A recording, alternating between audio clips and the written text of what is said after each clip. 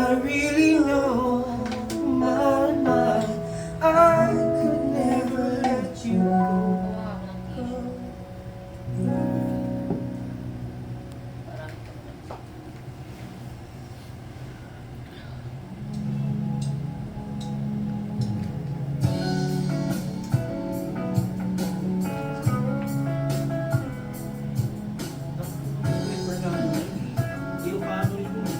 Sabi ko, uy, ano ba? Yung kababata, hindi mo na nakukusa.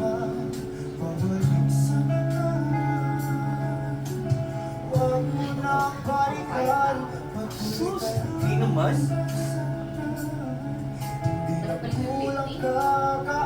Bakit naman sobrang payat? Kilo mo nga lang dati ko, hindi ako umilo ng 50. Kasi alam ko, sa height natin, ang normal 55. Ako na-over eh. Di ba? 50. 55. Sa akin. Pinaka-normal. Mas okay naman sa'yo. Ganyan kaysa naman sobrang. Kasi hindi lang